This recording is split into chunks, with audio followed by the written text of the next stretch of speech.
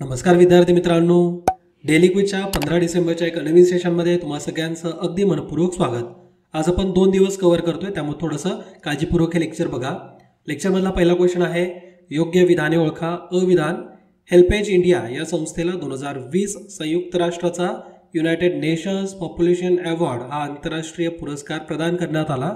आणि ब, ज्येष्ठांसाठी निवृत्तीवेतन, आरोग्य सेवा, घरगुती हिंसाचारापासून संरक्षण या आणि अशा अनेक आघाड्यांवर ही संस्था सातत्याने काम करत आहे। तर इथं या क्वेश्चनमध्ये एका पुरस्काराबद्दल विचारलंय। युनायटेड नेशन्स पॉप्युलेशन अवॉर्ड 2020 हा आंतरराष्ट्रीय पुरस्कार हेल्पेज इंडिया या संस्थेला 2020 साठी देण्यात आलाय। आणि हो, ही संस्था ज्येष्ठांसाठी म्हणून काम करते। ज्येष्ठांचे जे प्रश्न असतात, जसं की निवृत्ती वेतन त्यांना मिळतंय का, आरोग्य सेवा त्यांना बरोबर मिळत आहेत का, घरगुती हिंसाचारापासून त्यांचं संरक्षण करणं, अशा वेगवेगळ्या क्षेत्रांमध्ये ही संस्था सातत्याने काम करते। आणि म्हणूनच या संस्थेला 2020चा युनायटेड नेशन्स पॉप्युलेशन अवॉर्ड देण्यात आला आहे। ठीक आहे, तर या क्वेश्चनचा आन्सर आहे दोन्ही योग्य। थोडंसं आपण या पुरस्काराचं बॅकग्राऊंड समजून घेऊ। हा पुरस्कार सगळ्यात पहिल्यांदा 1981 मध्ये देण्यात आला होता। 1981 पासून तो दरवर्षी देण्यात येतो। भारतामध्ये 1992ला JRD टाटा यांना हा पुरस्कार देण्यात आला होता।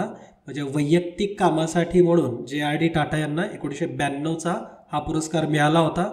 या पुरस्कारांच्या इतिहासामध्ये 1981 पासून पहिल्यांदाच असं होतंय की भारताच्या एखाद्या संस्थेला युनायटेड नेशन्स पॉप्युलेशन अवॉर्ड देण्यात येतोय। तर हा सुद्धा मुद्दा महत्त्वाचा आहे। ही संस्था म्हणजे हेल्पेज इंडिया ही संस्था पहिली मानकरी संस्था ठरलेली आहे। या पुरस्कारामध्ये गोल्ड मेडल दिलं जातं, प्रमाणपत्र दिले जातात, 12,500 अमेरिकन डॉलर्सवर दिले जातात। तर एवढे हा पुरस्काराचं स्वरूप आहे।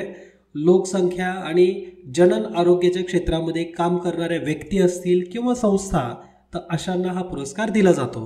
ठीक आहे, आणि 2020चा जो पुरस्कार आहे, तो पुरस्कार देण्यासाठी जी निवड समिती होती त्याच्यामध्ये एकूण 9 सदस्य होते। रोमानियाचे संयुक्त राष्ट्राचे स्थायी प्रतिनिधी इयोंग झिंगा, तर हे या 9 सदस्यीय समितीचे नेतृत्व करत होते किंवा ते अध्यक्ष होते। आणि त्यांच्या अंतर्गत हा पुरस्कार हेल्पेज इंडिया या संस्थेला देण्यात आला आहे। ठीक आहे, कोविडच्या परिस्थितीमध्ये सुद्धा ज्येष्ठांपर्यंत कोविडचा संसर्ग होऊ नये, तर यासाठी म्हणून सुद्धा ही हेल्पेज इंडिया संस्था भरपूर कार्य करत होती। आणि त्यांच्या कार्याचा सन्मान म्हणूनच हा पुरस्कार त्यांना देण्यात येतोय। आपण आपल्या देशामध्ये ज्येष्ठांची संख्या जर बघितली, त्यांची लोकसंख्या जर बघितली, तर 2011च्या जनगणनेनुसार भारतामध्ये 10,40,00,000 ज्येष्ठ नागरिक राहतात। ज्येष्ठ नागरिक म्हणजे कोण, की ज्यांचं वय वर्ष 60 पेक्षा पुढचे आहेत, असे सगळे ज्येष्ठ नागरिक। ठीक आहे, आणि 2036 पर्यंत भारतात ज्येष्ठांची लोकसंख्या जवळपास 22,57,00,000 पर्यंत पोहोचेल, जी की आत्ताच्या लोकसंख्येच्या दुप्पट असणार आहे। आणि 2061 पर्यंत हा नंबर 4 पटींनी वाढेल। 2000 ते 2050 या काळामध्ये भारताच्या लोकसंख्या वाढीबद्दल जर आपण काही आकडेवारी बघितली, तर त्यामध्ये भारताची एकूण लोकसंख्या 56% वाढणार आहे। तर तीच ज्येष्ठांची लोकसंख्या म्हणजे जे 60 वर्षांपेक्षा अधिक असतील अशांची लोकसंख्या 326% वाढणार आहे। ठीक आहे, म्हणजे आपण एका बाजूला म्हणतो की भारत हा युवांचा देश आहे, युवा लोकसंख्या असलेला देश आहे। मात्र 2050 पर्यंत स्थिती बऱ्यापैकी वेगळी असणार आहे। 60 वर्षांपेक्षा मोठ्या असलेल्या ज्येष्ठांची संख्या 326% वाढणार आहे। आणि 80 वर्षावरील ज्येष्ठांची संख्या जवळपास 700% वाढणार आहे। ठीक आहे, म्हणजे 2000च्या तुलनेमध्ये 2050 मध्ये ज्यांचं वय 80 वर्षांपेक्षा जास्त होतं अशांचा नंबर 700% वाढणार आहे। ठीक आहे, तर हे काही महत्त्वाचे आकडे आहेत। थोडे आपल्याला लोकसंख्येवरती आपल्याला आयोगाचं किंवा सगळ्या स्पर्धा परीक्षांचं लक्ष असतं, तर लोकसंख्या हा मुद्दा महत्त्वाचा आहे। यामधले ज्येष्ठांसंदर्भात हा विषय चर्चेमध्ये होता, तर लोकसंख्येतले त्यांचे मुद्दे तुम्ही लक्षात ठेवा। ठीक आहे, हेल्पेज इंडियाविषयी सांगायचं झालं तर दरवर्षी 35,000 मोतीबिंदू शस्त्रक्रिया हेल्पेज इंडियाच्या मदतीने केले जातात। ज्येष्ठांना सेवा देणाऱ्यांना प्रशिक्षण देण्याचं काम सुद्धा ही संस्था करते। ज्येष्ठांचे 7,415 स्वयंसहायता गट हे या संस्थेने आतापर्यंत तयार केलेले आहेत। ज्येष्ठांच्या डिजिटल साक्षरतेसाठी सुद्धा ही संस्था प्रयत्न करते। आणि जे एकटे पडलेले ज्येष्ठ असतात, म्हणजे आजी आजोबा असतील तर त्याच्यामधले आजोबा नाही आहेत, फक्त आजी असेल, तर अशा केसमध्ये एकाकी ज्येष्ठांच्या मदत करण्यासाठी, त्यांचं पुनर्वसन करण्यासाठी म्हणून सुद्धा हेल्पेज इंडियाच्या वतीने सेवा दिल्या जातात। ठीक आहे, तर चांगलं काम करतात आणि या संस्थेला पुरस्कार मिळाला आहे। ठीक आहे, पुढचा क्वेश्चन बघू. कुणाला तरुण गणितज्ञासाठी रामानुजन पुरस्कार 2020 देण्यात आला? तर कोणत्या व्यक्तीला हा पुरस्कार रामानुजन पुरस्कार 2020 साठीचा देण्यात आला आहे? तर डॉक्टर कॅरोलिना अरुजो तर यांना 2020 साठीचा रामानुजन पुरस्कार देण्यात आला आहे. आता डॉक्टर रामानुजन पुरस्कार हा दरवर्षी अशाच गणित संशोधकांना दिला जातो की ज्यांचं वय हे 45 वर्षांपेक्षा कमी आहे, म्हणजे तरुण गणितज्ञांनाच हा पुरस्कार दिला जातो. या पुरस्काराची ही खासियत आहे आणि आत्तापर्यंत हा पुरस्कार फक्त भारतीय गणितज्ञांना मिळाला होता. पहिल्यांदाच अशा व्यक्ती ठरल्या आहेत की ज्या भारतीय नाही आहेत, त्या म्हणजे डॉक्टर कॅरोलिना अरुजो, ज्या की ब्राझीलच्या गणितज्ञ आहेत आणि त्यांना त्यांच्या बीजगणित आणि भूमितीमधल्या उल्लेखनीय कार्यासाठी तरुण गणितज्ञासाठी रामानुजन पुरस्कार 2020 देण्यात आला आहे. अरुजो ह्या सध्या institute for pure and applied मॅथमॅटिक्सच्या गणितज्ञ आहेत आणि हा पुरस्कार मिळवणाऱ्या त्या पहिल्या नॉन भारतीय व्यक्ती ठरल्या, त्यामुळे हा मुद्दा तुम्हाला माहिती असायलाच पाहिजे.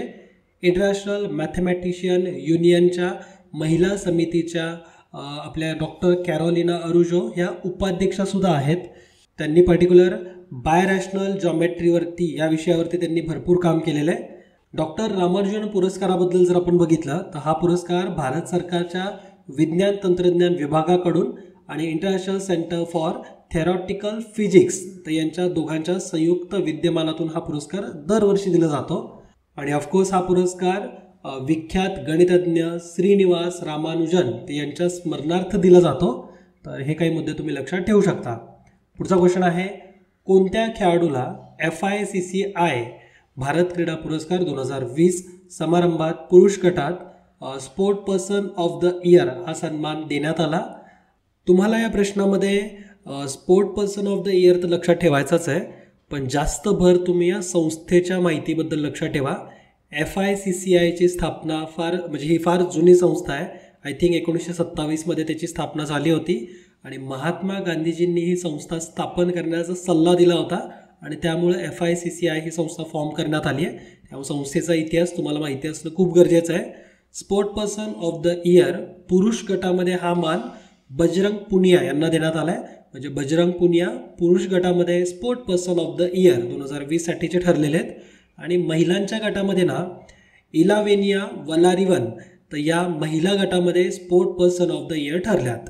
ठीक आहे, दोघांचे खेळ पण तुम्हाला माहिती पाहिजेत. बजरंग पुनियाचं नाव तुम्ही ऐकलं असेल, ते कुस्तीपट्टू आहेत आणि इलावेनिन वलारिवन तर या शूटर आहेत. ठीक आहे, आणि FICCIच्याच या भारत क्रीडा पुरस्कारच्या समारंभामध्ये आणखीन एक पुरस्कार देण्यात आला अनिल कुंबळे यांना. क्रिकेट लेजंड अनिल कुंबळे यांना बेस्ट कंपनी प्रमोटिंग स्पोर्ट्सचा अवॉर्ड देण्यात आला आहे. प्रायव्हेट सेक्टरमधली त्यांची एक कंपनी आहे, त्याचं नाव आहे तॅनविक स्पोर्ट्स. तर तॅनविक स्पोर्टला ते प्रमोट करतात आणि तिथं चांगल्या पद्धतीने म्हणजे बेस्ट कंपनी प्रमोटिंग स्पोर्ट्स तर ते खेळाला चांगल्या पद्धतीने प्रमोट करतात. तर म्हणून अनिल कुंबळे यांना पुरस्कार देण्यात आला आहे. ठीक आहे, आपल्याला खास करून या संस्थेबद्दल लक्षात ठेवायचं आहे. FICCIचा लॉंग फॉर्म काय आहे? The federation of Indian chambers of commerce and industry. तर हे FICCIचा लॉंग फॉर्म आहे, ज्याची स्थापना 1927 झाली होती. महात्मा गांधीजींच्या सल्ल्यानुसार GD बिर्ला आणि पुरुषोत्तमदास ठाकूरदास यांच्या पुढाकारातून ह्या संस्थेची स्थापना झाली होती. ही नॉन गव्हर्नमेंटल ऑर्गनायझेशन आहे, नॉन प्रॉफिट बेस ऑर्गनायझेशन आहे, ज्याचं हेड ऑफिस नवी दिल्लीमध्ये आणि भारतातल्या एकूण 12 वेगवेगळ्या राज्यांमध्ये ही संस्था काम करते. आणि संपूर्ण जगात जर विचार केला आणि भारताव्यतिरिक्त आणखीन 8 देशांमध्ये ही संस्था काम करते. ठीक आहे, पुढचा क्वेश्चन आहे, कोणता विषय संसदेच्या नवीन इमारतीत लोकसभेच्या अंतर्भागाची रचना करताना संकल्पना म्हणून निवडण्यात आला आहे? तर कुठली थीम असणार आहे लोकसभेसाठी? तुम्ही ऐकून असाल की आपल्या देशामध्ये नवीन संसदेचे जे काही आजूबाजूचा जो परिसर आहे तो पूर्णपणे रिनोव्हेट केला जाईल, नवीन प्रकल्प असणार आहे तो.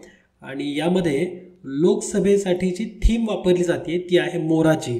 ठीक आहे, तर मोर जो की आपला राष्ट्रीय पक्षी आहे तर त्याची निवड लोकसभेची संकल्पना म्हणून ठेवण्यात आली आहे. आणि राज्यसभेसाठी सुद्धा मग कुठला आहे? तर राज्यसभेसाठी आहे कमळ.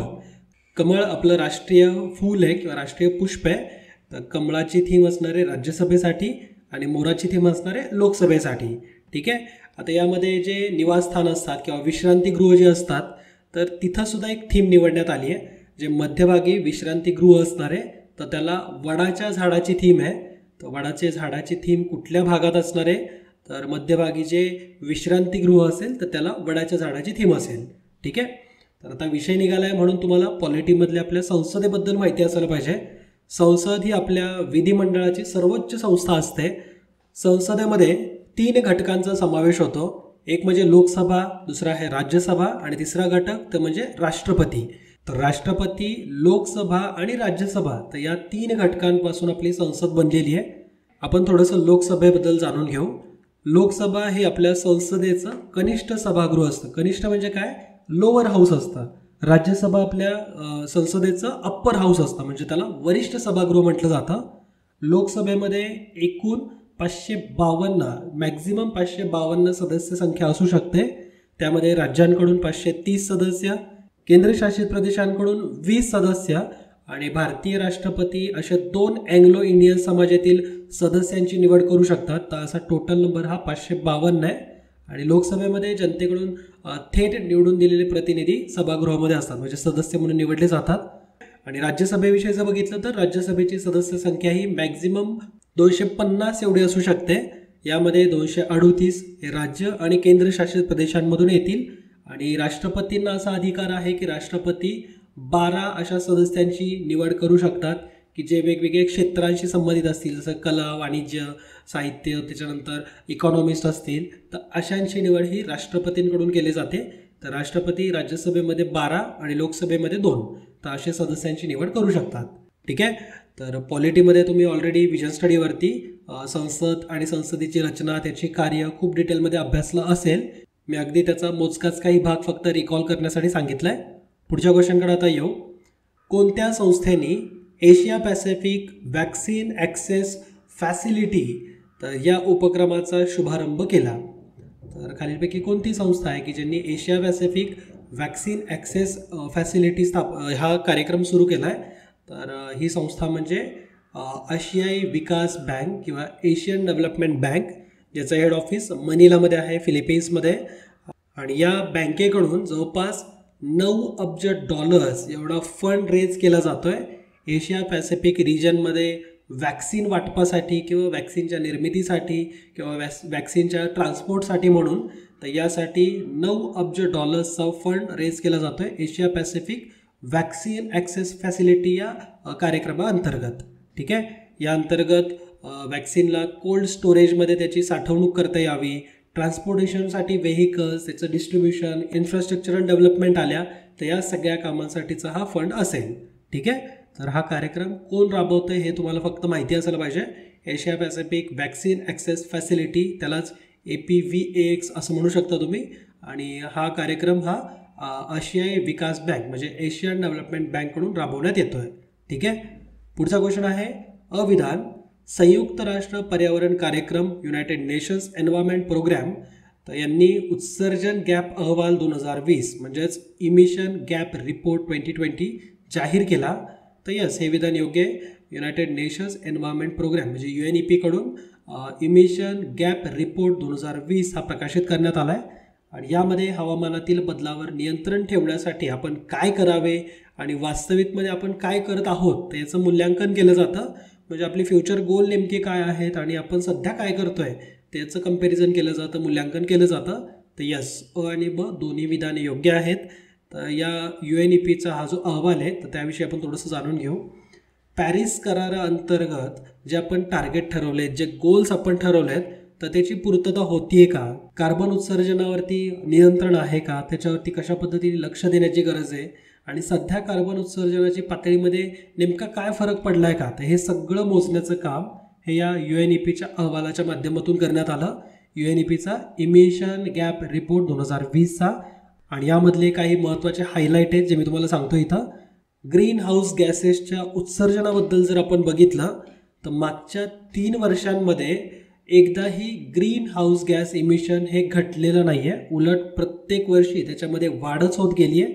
आत्ता या वर्षीचा 2020च्या रिपोर्टनुसार जर आपण बघितलं तर ग्रीन हाऊस गॅस उत्सर्जन हे जवळपास 52.4 गिगॅटन एवढं झालेलं आहे, जे की आत्तापर्यंतचा सगळ्यात जास्त विक्रमसुद्धा आहे. कार्बन उत्सर्जनाचा विचार केला तर 2019मध्ये, आता 2020चा जो रिपोर्ट आहे तो 2019च्या डेटावरती आधारित असतो, तर 52.4 गिगाटन जेवढं आपण ग्रीन हाऊस इमिशन केलं आहे, तर तसंच कार्बन डायऑक्साईडचं इमिशनसुद्धा जवळपास 38 गिगाटन कार्बन डायऑक्साईड एवढं केलेलं आहे. तर उत्सर्जनाच्या पातळीमध्ये काही कमी झालेलीच नाही, उलट वाढच होत जाते.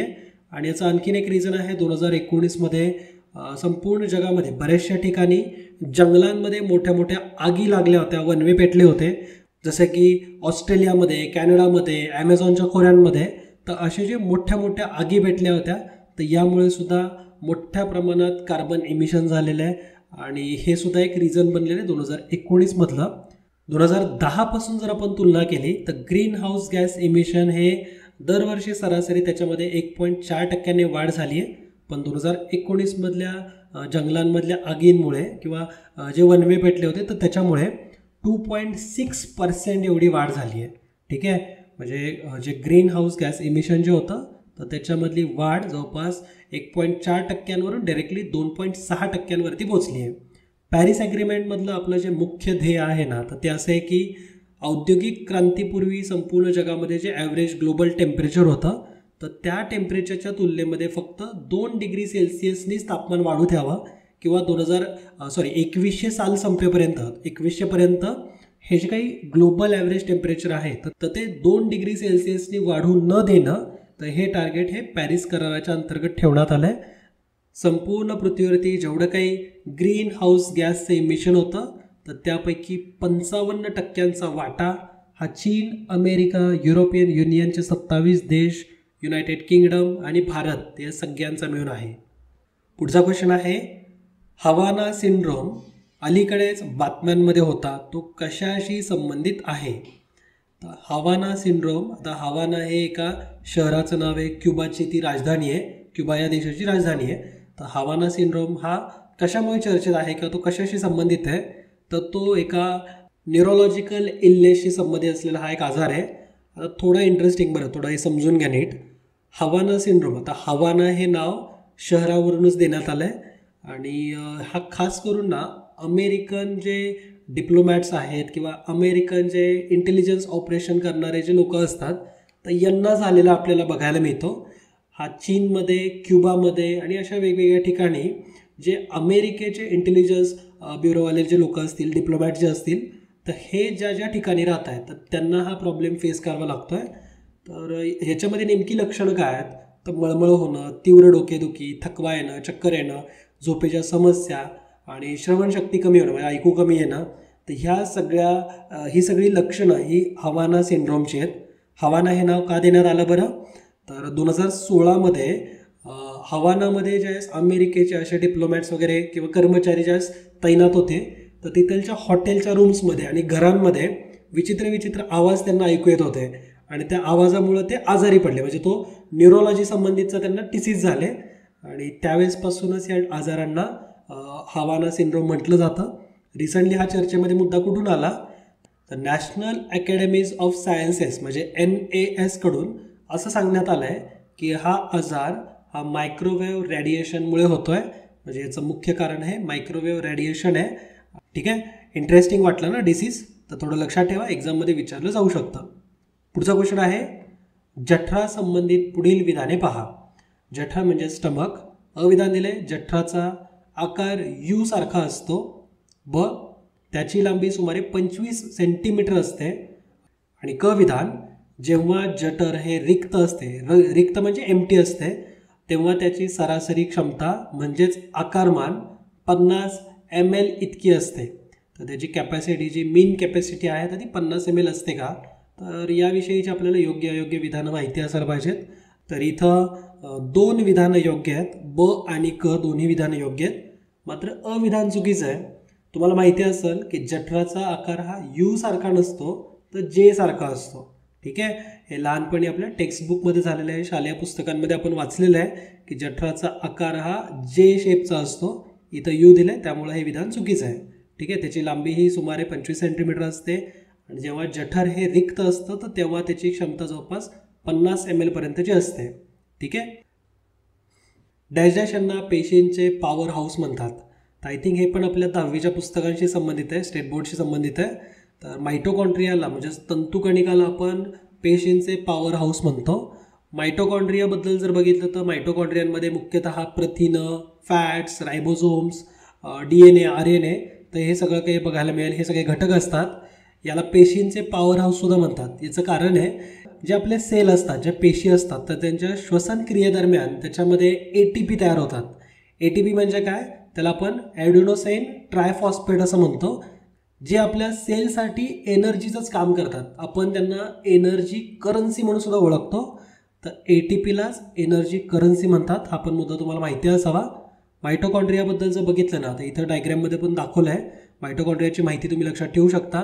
मायटोकॉन्ड्रिया ह्या शब्दामध्ये मायटो जे आहे तर त्याचा अर्थ होतो थ्रेड आणि कॉन्ड्रियन जे आहे तर त्याला ग्रॅन्युअल म्हणतात. ग्रॅन्युअल म्हणजे छोटे छोटे असं छोटे स्ट्रक्चर जे असतात ना, गोळे गोळे जे असतात त्यांना आपण ग्रॅन्युअल म्हणतो.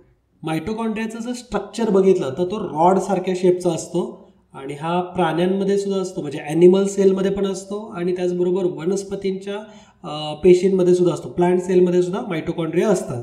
ठीक आहे. मायटोकॉन्ड्रियाची साईज साधारणतः 0.5 ते 1 मायक्रोमीटर एवढा त्याचा डायमीटर असतो. आणि मायटोकॉन्ड्रिया हे 2 प्रकारच्या मेम्ब्रेनपासून बनतं. एक म्हणजे आउटर आणि दुसरा असतो इनर. म्हणजे दोन्ही मेम्ब्रेन ह्या मायटोकॉन्ड्रियामध्ये असतात आणि हे मेम्ब्रेन हे खास प्रकारच्या प्रोटीनपासून बनलेले असतात. ह्या प्रोटीनलाच पॉरिन्स असं म्हटलं जातं. ओके. पॉरिन्स म्हणजेच प्रोटीनचा जो प्रकार आहे, स्पेशल टाईपच्या प्रोटीन्सपासून हे मेम्ब्रेन बनलेले असतात, त्यांना आपण पॉरिन्स म्हणतो. ठीक आहे. आणि मायटोकॉन्ड्रियाच्या आतमध्ये ना जेलीसारखं काहीतरी मटेरियल असतं, जेलीसारखं लिक्विड असतं, त्याला मॅट्रिक्स म्हणतात. याच मायटोकॉन्ड्रियामध्ये सगळ्या सेलच्या मेटाबॉलिक ॲक्टिव्हिटीसुद्धा होतात. म्हणजे नवीन सेल तयार होणं, सेलचं मल्टिप्लिकेशन होणं, ह्या सगळ्या गोष्टींमध्ये मायटोकॉन्ड्रिया हेल्पफुल ठरतो. ठीक आहे. आता ही सगळी डिटेल माहिती मी तुम्हाला का देतो आहे, कारण बायोलॉजीमध्ये आयोगामार्फत जे क्वेश्चन्स येतात ते मायटोकॉन्ड्रिया किंवा ॲनिमल सेल, प्लांट सेल याच्या अवतीभोवतीच असतात. इव्हन असा पण एक क्वेश्चन येतो बघा की जे सुसायडल सॅक म्हणून आपण कशाला खालीलपैकी कशाला ओळखतो, तर सुसायडल बॅग किंवा सुसायडल सॅक जे असतात तर ते म्हणजे लायसोसोम्स. लायसोसोम यांना आपण आता लायसोसोमला आपण सुसायडल बॅग किंवा सॅक असं का म्हणतो, कारण जे डेड सेल असतात तर ते तिथं लायसोसोम्समध्ये कन्झ्युम केले जातात. ओके. तर त्याच्यामुळे आपण सुसायडल बॅग किंवा सॅक असं त्यांना लायसोसोम्सला म्हणतो. आता बायोलॉजी हा माझा कोर सब्जेक्ट बिलकुल नाही आहे. इवन माझं इंजिनिअरिंग असल्यामुळं बायोलॉजीमधले एवढे काही टर्म्स मला माहिती पण नाही आहेत. पण मी बायोलॉजी हे आता बेसिकपासून स्वतःहून वाचायला परत एकदा सुरुवात केली आहे. तर त्याच्यामुळं आणखीन इंटरेस्ट बिल्ड होतो आहे. तर जसं जसं मी पण बऱ्याचशा गोष्टी नवीन शिकत जाईल तर तसं तुमच्यापर्यंत सुद्धा घेऊन येत राहील. ठीक आहे. आजच्या सेशनमध्ये तुमची इथंच रजा घ्यायची आहे. आज आपण 14 आणि 15 डिसेंबर दोन्ही कव्हर केलेत. आज 15 डिसेंबर आहे आणि ज्या विद्यार्थ्यांना राज्यसेवा 2021च्या कोर्सला ॲडमिशन घ्यायचे असतील अशांसाठी शेवटची काही तास राहिलेले आहेत. रात्री 11 वाजता प्रवेश बंद केले जातील. त्यामुळे जर तुम्ही इंटरेस्टेड असाल तर लवकरात लवकर प्रवेश घ्या. तर इथंच रजा घेतो. हसत घेत अभ्यास करा, हेल्दी फूड खा आणि आईवडिलांची काळजी घ्या. जय हिंद, जय महाराष्ट्र. धन्यवाद.